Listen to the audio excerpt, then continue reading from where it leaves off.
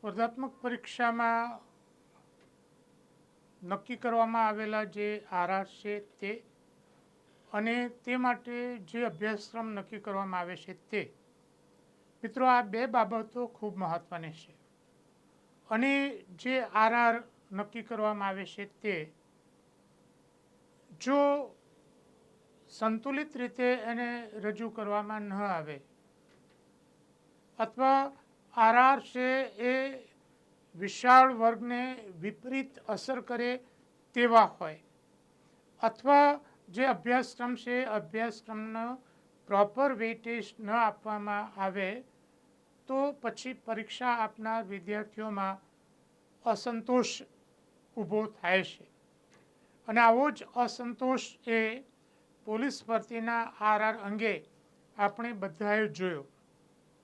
મિત્રો, એકવાર આરઆર નક્કી થઈ જાય પછી એને સહેલાઈથી સુધારી શકાતા નથી.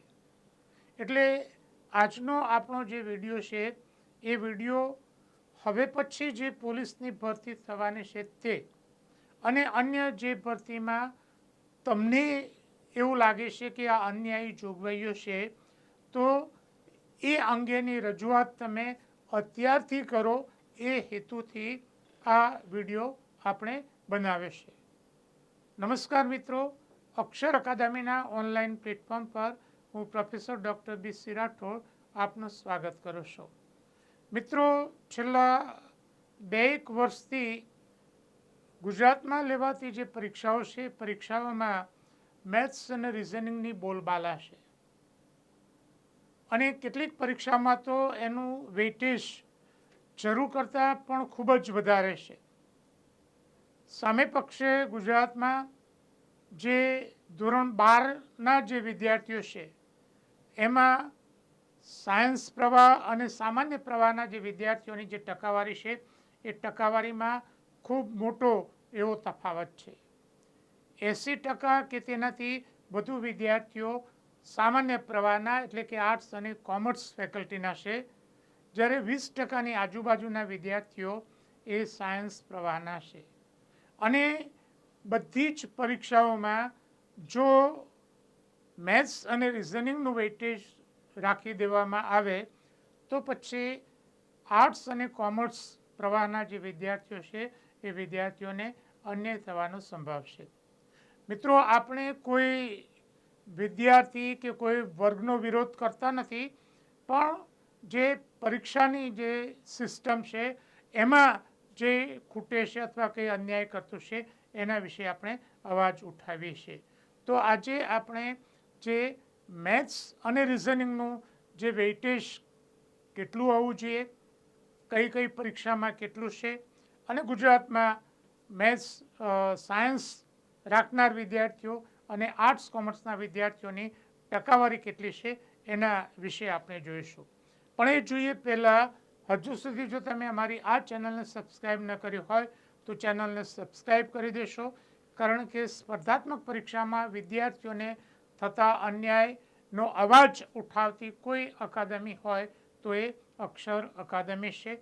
એટલે જ્યાં પણ તમને એમ લાગે કે આ પરીક્ષામાં અન્યાય થઈ રહ્યો છે, એ પછી પોલીસ કોન્સ્ટેબલની હોય કે જીપીએસસીની પરીક્ષા હોય એના વિશે જો આપની પાસે કોઈ માહિતી હોય તો તમે અમને અવશ્ય મોકલાવશો. તમારી વાતને અમે વાચા આપીશું અને તમને એમ લાગે કે અમારું નામ આમાં જાહેર નથી કરવાનું તો એની પણ અમે તમને ખાતરી આપીએ છીએ, જેથી કરીને જે અન્યાય અંગેની વાત છે એ વિદ્યાર્થીઓને અને ગુજરાતમાં બધા સુધી એ પહોંચી શકે. મિત્રો, છેલ્લા 2-1 મહિનાથી મારા વિડીયોમાં તમને એક સૂચન કરું છું કે આ બધા વિડીયો માત્ર પરીક્ષા આપનાર વિદ્યાર્થી જુએ એવું નહીં, પણ તમારા માવતરને, તમારા માતા પિતાને પણ બતાવો, જેથી કરીને ખ્યાલ આવે કે પરીક્ષામાં શાના લીધે એમનું સંતાન છે એ પાછળ રહી જાય છે અથવા પરીક્ષાના આરઆરમાં કઈ એવી બાબત છે જે મોટાભાગના વિદ્યાર્થીઓને નડતરરૂપ છે તેનો ખ્યાલ આવે. જોઈએ હવે આજનો વિડીયો. હા, હવે જે ગુજરાતમાં 80%થી વધુ વિદ્યાર્થીઓ એ સામાન્ય પ્રવાહના છે, રાઈટ. અને બધી જ સ્પર્ધાત્મક પરીક્ષાઓમાં મેથ્સ રિઝનિંગનું તમે બિનજરૂરી જે વેટેજ છે એ વેટેજ શા માટે? જો 80% વિદ્યાર્થીઓ આર્ટ્સ અને કોમર્સ ફેકલ્ટીના હોય તો પછી બધાના ઉપર મેથ્સ રિઝનિંગ શા માટે લાદવું જોઈએ? 80%ના ભોગે 20%ને ફાયદો શા માટે? અને એક બીજી બાબત એ છે, શું દરેક પોસ્ટ માટે મેથ્સ રિઝનિંગ એ અનિવાર્ય લાયકાત છે? હા, અનિવાર્ય લાયકાત હોય તો તમે અવશ્ય એમાં મેથ્સ રિઝનિંગનું વેટેજ છે તમે આપી શકો.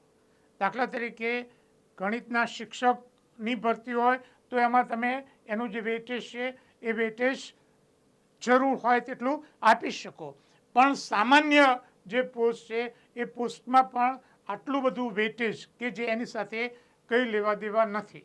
અગાઉ આપણે જોઈ ગયા તેમ વાયરમેનની પરીક્ષા જે ધોરણ 8ના બેઝ ઉપર વાયરમેન થવાય છે તો એમાં પણ 60 માર્ક્સનું મેથ્સ રિઝનિંગ છે.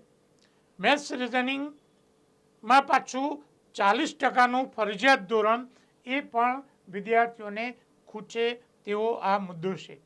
કેટલાક વિદ્યાર્થીઓ એવી દલીલ કરે છે કે અને પરીક્ષા લેતી એજન્સીઓ કે મેથ્સ રિઝનિંગમાં એની વિદ્યાર્થીની જે કસોટી થાય છે, હા એ જરૂરી છે, પણ એનું પ્રમાણ હોવું જોઈએ.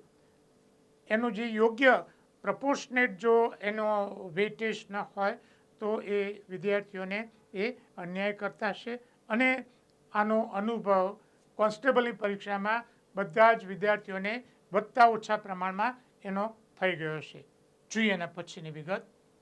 હા, હવે મિત્રો હું તમને ગુજરાતમાં ધોરણ 12માં જે આર્ટ્સ અને કોમર્સ રાખનાર વિદ્યાર્થીઓ અને સાયન્સ રાખનાર વિદ્યાર્થીઓની સંખ્યા કેટલી છે, એની ટકાવારી કેટલી છે, એની વિગતો હું ગુજરાત સરકારના જે માહિતી આંકડા બ્યુરોના જે પુસ્તકો છે એ પુસ્તકોના આધારે હું તમને જણાવું છું. તો મિત્રો અહીંયા મારી પાસે આ જે પુસ્તક છે socio economic review 2023-2024 Gujarat state, Gujarat સરકારનું આ પુસ્તક છે. અને દર વર્ષે બજેટ પછી આ વિગતો નું પુસ્તક બહાર પડે છે. તો આ જે પુસ્તક છે સોશિયો ઇકોનોમિક રિવ્યૂ 2023-24 એનો પાના નંબર S94, એનો પાના નંબર S94માં માર્ચ 2023ની ધોરણ 12ની પરીક્ષાની વિગતો આપી છે એ આપણે જોઈએ. સામાન્ય પ્રવાહના જે વિદ્યાર્થીઓ છે એમાં 4,73,305 વિદ્યાર્થીઓ પરીક્ષામાં બેઠા. એમાંથી પાસ થનારની સંખ્યા 3,47,192. એ જ વર્ષે વિજ્ઞાન પ્રવાહના કેટલા વિદ્યાર્થીઓ છે? 1,09,025 વિદ્યાર્થીઓ પરીક્ષામાં બેઠા અને એમાંથી પાસ થયા 71,622. એટલે કે કુલ પાસ થનાર સામાન્ય પ્રવાહના અને વિજ્ઞાનના આ બંનેનો આપણે સરવાળો કર્યો તો 12મા ધોરણમાં પાસ થનારની કુલ સંખ્યા 4,18,814. હવે આપણે ટકાવારી જોઈએ જે પાસ થયા છે એના પ્રમાણે. તો સામાન્ય પ્રવાહની જે ટકાવારી છે એ 82.89%. વિજ્ઞાન પ્રવાહની ટકાવારી છે 17.10%. એટલે તમે અહીંયા જોશો કે આર્ટ્સ અને કોમર્સ રાખનાર જે વિદ્યાર્થીઓ પાસ થનાર વિદ્યાર્થીઓ એ 82% છે, જ્યારે વિજ્ઞાન પ્રવાહ રાખનારની સંખ્યા એ 17% છે, રાઈટ. એટલે એ જ આપણે જોઈએ. હવે આપણે 2024 માર્ચની પરીક્ષાની વિગતો જોઈએ. તો મિત્રો આ પણ એક બીજું પુસ્તક છે સોશિયો ઇકોનોમિક રિવ્યૂ. આમાં 2024-25ના વર્ષની વિગતો એમાં આપી છે. અને આમાં પણ કેટલા વિદ્યાર્થીઓ 12મામાં બેઠા, કેટલા પાસ થયા એની વિગતો અહીંયા આપી છે. આપણે પેજ નંબર 7 જોઈએ. સોશિયો ઇકોનોમિક રિવ્યૂ 2024-25 પાના નંબર S79 79. સામાન્ય પ્રવાહના જે વિદ્યાર્થીઓ છે એમાં 3,78,385 વિદ્યાર્થીઓ 12મા ધોરણની પરીક્ષામાં બેઠા આર્ટ્સ કોમર્સના, અને એમાંથી પાસ થયેલ વિદ્યાર્થીઓ છે એમાં 3,47,766 વિદ્યાર્થીઓ પાસ થયા. વિજ્ઞાન પ્રવાહના જે વિદ્યાર્થીઓ છે એ વિદ્યાર્થીઓની સંખ્યા જોઈએ તો 1,11,140 વિદ્યાર્થીઓ પરીક્ષામાં બેઠા, અને એમાંથી 91,647 વિદ્યાર્થીઓ પાસ થયા.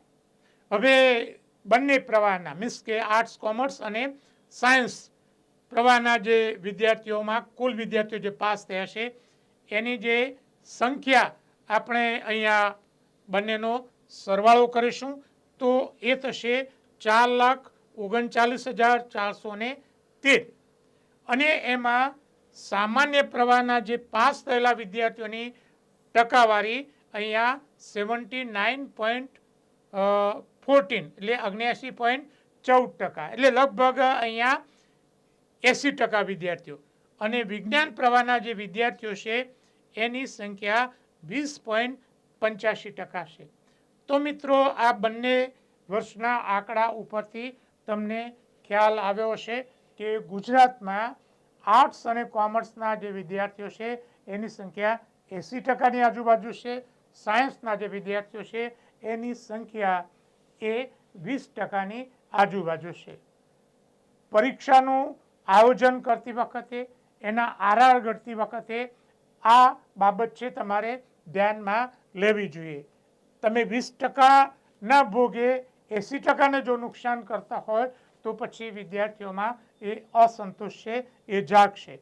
મિત્રો એક બીજી વાત હું તમને કરી દઉં કે પોલીસ કોન્સ્ટેબલની પરીક્ષામાં ગુજરાતનો જે વિસ્તારને લગતો જે પ્રશ્ન પૂછાયો હતો અને એમાં જે જવાબ 1,96,024 જે જવાબ આપ્યો હતો ચોરસ કિલોમીટર, પણ મારે તમને કહેવાનું છે કે આ બંને જે પુસ્તકો છે એ બંને પુસ્તકોમાં 1,96,224 ચોરસ કિલોમીટર છે. મિત્રો આવા તો હું તમને ગુજરાત સરકારના 10 પુસ્તકો જે ઓથેન્ટિક પુસ્તકો તમને બતાવું કે જેમાં ગુજરાતનું ક્ષેત્રફળ 1,96,224 ચોરસ કિલોમીટર છે, ખાલી આપની જાણ ખાતર, રાઈટ. એટલે કે ગુજરાતના આંકડાકીય સચોટ આંકડાકીય અને રિલાયેબલ વિશ્વસનીય આંકડાકીય માહિતી આ પુસ્તકોમાં ગુજરાત સરકાર દર વર્ષે એ બહાર પાડે છે. હવે મિત્રો આપણે એક બીજી વિગત જોઈશું કે જુદી જુદી જે પરીક્ષાઓ છે એમાં મેથ્સ રિઝનિંગનું વેટેજ કેટલું છે એ જોઈએ.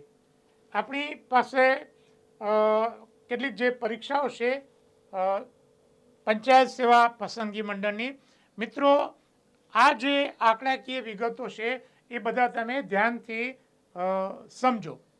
જુનિયર ક્લાર્ક પંચાયતને લગતી છે, એનું પેપર છે 150 માર્ક્સનું, અને એમાં મેથ્સ રિઝનિંગ એ 40 માર્ક્સનું પૂછાશે, અને ટકાવારી તમે કાઢો તો 26.66% મેથ્સ રિઝનિંગ એમાં આવશે.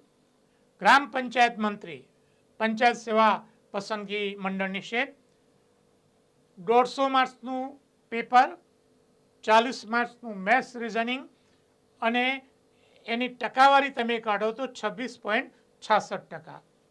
એવી જ પંચાયત પસંદગી મંડળની પોસ્ટ છે ગ્રામ સેવક, પેપર નીકળશે 200 માર્ક્સનું, મેથ્સ રિઝનિંગ 25 માર્ક્સનું, અને ટકાવારી તમે કાઢો તો 12.5% મેથ્સ રિઝનિંગનું વેટેજ છે.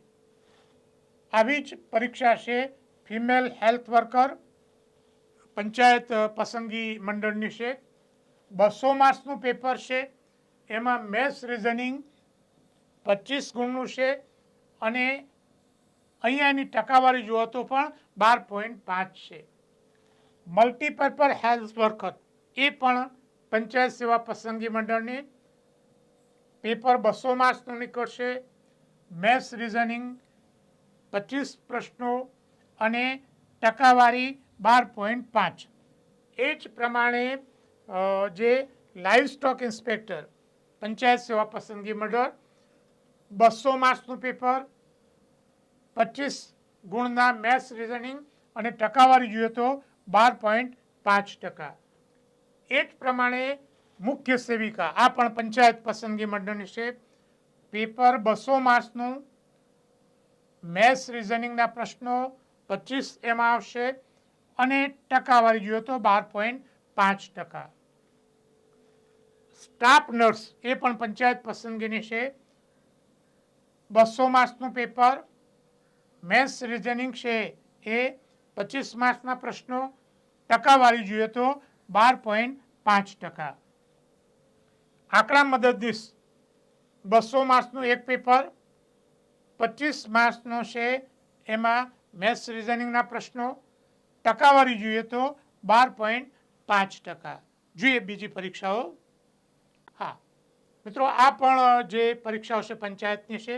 લેબ ટેકનિશિયન 200 માર્ક્સનું પેપર, 25 માર્ક્સનું મેથ્સ રિઝનિંગના પ્રશ્નો અને ટકાવારી તમે જુઓ પ્રશ્નોની તો 12.5%.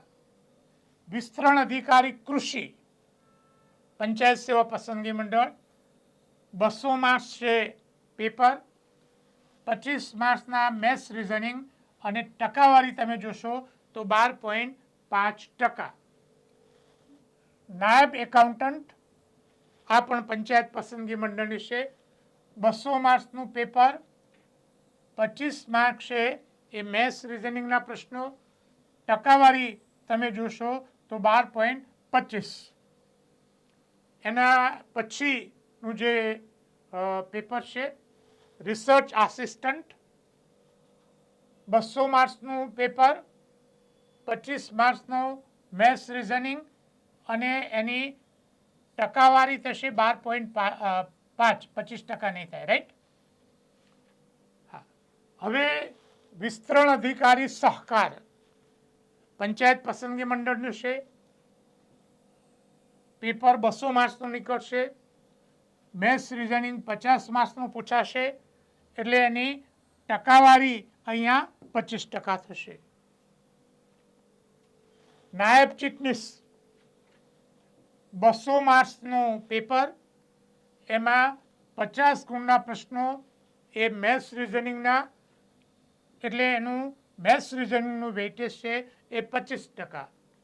એ જ પ્રમાણે social welfare inspector junior grade 200 માર્ક્સની પરીક્ષાનું પેપર, એમાં 50 માર્ક્સના મેથ્સ રિઝનિંગના પ્રશ્નો અને તમે વેઇટેજ જુઓ તો એ 25%. જીપીએસસી પ્રિલિમ જે હમણાં જ 20/4/2025ના રોજ આ પરીક્ષા લેવાઈ. 200 માર્ક્સનું પેપર હતું. મેથ્સ રિઝનિંગના કેટલા પ્રશ્નો પૂછ્યા? 30 પ્રશ્નો એમાં પૂછાયા એટલે પરીક્ષાનું વેઇટેજ કેટલું થયું? 15%. હવે સીસીઈ પ્રિલિમ્સ મિત્રો, જે બધો વધારે પડતું વેઇટેજ છે આ 3 પરીક્ષામાં છે. સીસીઈ પ્રિલિમ 100 માર્ક્સનું પેપર, એમાં 70 માર્ક્સનું મેથ્સ રિઝનિંગ એટલે એનું વેઇટેજ થયું 70%, રાઈટ? પોલીસ કોન્સ્ટેબલ પાર્ટ એ 80 માર્ક્સનું, એમાં 60 માર્ક્સનું મેથ્સ રિઝનિંગ એટલે એનું વેઇટેજ થયું 75%, રાઈટ? એ જ પ્રમાણે પોલીસ કોન્સ્ટેબલનું 100 માર્ક્સનું જે પેપર મેથ્સ રિઝનિંગનું પ્રશ્નો 100 એટલે એનું વેઇટેજ થયું એ 100%. 100% મેથ્સ રિઝનિંગ. મિત્રો, અહીંયા જે 3 જે પરીક્ષામાં મેથ્સ રિઝનિંગ જે મૂક્યું છે એનું વેઇટેજ ખૂબ જ વધારે છે. જીપીએસસી જેવી ક્લાસ 1-2ની પરીક્ષામાં 15% મેથ્સ રિઝનિંગ છે, તો પછી પોલીસ કોન્સ્ટેબલમાં 75% કેમ? 80માંથી 60 પ્રશ્નો મેથ્સ રિઝનિંગના કેમ? અને બીજી વસ્તુ કે અહીંયા કોન્સ્ટેબલ અને પીએસઆઈમાં માત્ર વેટેજ વધારણી નહીં, એમાં તમારે 40% પણ ફરજિયાત લાવવાના. એટલે બેવડો માર છે એ વિદ્યાર્થીઓને અહીંયા પડી રહ્યો છે. લગભગ 1000 કરતાં વધુ વિદ્યાર્થીઓએ મને જુદા જુદા મેસેજ અને સંપર્ક દ્વારા પોલીસ કોન્સ્ટેબલની પરીક્ષામાં જે મેથ્સ રિઝનિંગમાં એમને જે તકલીફ પડે છે એ અંગેના મેસેજ મને કર્યા છે. એટલે હવે પછીની જે નવી ભરતી થાય તો એ ભરતીમાં આ સુધારો થાય એ માટે તમે સરકારને રજૂઆત કરજો. મેં કહ્યું તેમ એકવાર આરઆર બન્યા પછી એને સુધારવા ખૂબ અઘરા બની જાય છે. અને એટલા માટે આ જે વધારે વેટેજ છે એ વેટેજ એ ખરેખર પ્રમાણસર હોવું જોઈએ. કારણ કે 80% વિદ્યાર્થીઓ એ આર્ટ્સ અને કોમર્સ બેકગ્રાઉન્ડમાંથી આવે છે. આપણે કોઈ વર્ગનો કે કોઈનો વિરોધ કરીએ છીએ, કોઈની તરફદારી કરીએ છીએ તેવું નહીં, પણ અહીંયા જે કમ્પેરેટિવ સ્ટડી આપણે જે મૂકે છે એનાથી તમને ચોક્કસ દેખાઈ આવશે કે અહીંયા મેથ્સ રિઝનિંગ છે એ જરૂર કરતાં વધારે મૂક્યું છે. અને અગાઉ મેં કહ્યું હતું તેમ એ મેલાફાઇડ ઇન્ટેન્શનથી મૂક્યું છે અને ગુજરાતના વિશાળ વર્ગના વિદ્યાર્થીઓનું અહિત કરનારું છે એ વાત આપણે અગાઉ કરી ગયા છીએ. રાઈટ. તો આ અંગે તમે યોગ્ય કાર્યવાહી કરવા માટે સરકારમાં રજૂઆત કરવી હોય તો સરકારમાં રજૂઆત, કે નવી પોલીસ ભરતી આવે એ પહેલાં એના આરઆર જે ખૂબ જ વગોવાયા છે એ સુધરે એ માટે આપણે આ વિડીયો બનાવે છે. વિડીયોને તમે જોઈને મોટી સંખ્યામાં શેર કરશો જેથી કરીને આ અંગે જાગૃતિ આવે. તમારા પ્રતિનિધિઓ છે એ પ્રતિનિધિઓને પણ તમે જણાવો કે આના લીધે અમને અન્યાય થઈ રહ્યો છે. પરીક્ષામાં અન્યાય અંગેના આ મારા જે વિડીયો છે એ વિડીયો તમે જોઈ લેશો. મિત્રો, આ વિડીયો એ લગભગ મેં 8-10 મહિના પહેલાં ઉતાર્યો હતો કે 40%થી ઓછા હોય તો ડીવાયએસપી બની શકો, પીઆઈ બની શકો, ક્લાસ 1-2 અધિકારી બની શકો, પણ તમે પોલીસ કોન્સ્ટેબલ કે પીએસઆઈ ન બની શકો. એટલે વિડીયો છે એ આપ જોઈ લેશો, બીજાને શેર કરશો જેથી જાગૃતિ આવે. હા મિત્રો, પરીક્ષાની તૈયારી કરતા વિદ્યાર્થીઓ માટે અમારી 2 ખૂબ જ મહત્ત્વની એવી ટેલિગ્રામ ચેનલ છે, બીસી રાઠોડ કરંટ અફેર્સ અને ગૌરવંતી ગુજરાતી. હજુ સુધી જો તમે અમારી આ બંને ટેલિગ્રામ ચેનલમાં જોડાયા ન હોય તો એમાં જોડાઈ જવા વિનંતી છે. વધુમાં અમે અમારું મેટર ઇન્સ્ટાગ્રામ અને ટ્વિટર ઉપર શેર કરીએ છીએ, તો મારા આ બંને પ્લેટફોર્મને ફોલો કરવા વિનંતી છે. વધુમાં આજનો આ વિડીયો આપને પસંદ આવ્યો હોય તો એને લાઈક કરીને શેર કરવાનું ભૂલતા નહીં. અને હજુ સુધી જો તમે અમારી આ ચેનલને સબસ્ક્રાઈબ ન કરી હોય તો એને સબસ્ક્રાઈબ કરી દેશો. અને હા, બેલ આઇકોનને ચાલુ કરવાનું ભૂલતા નહીં.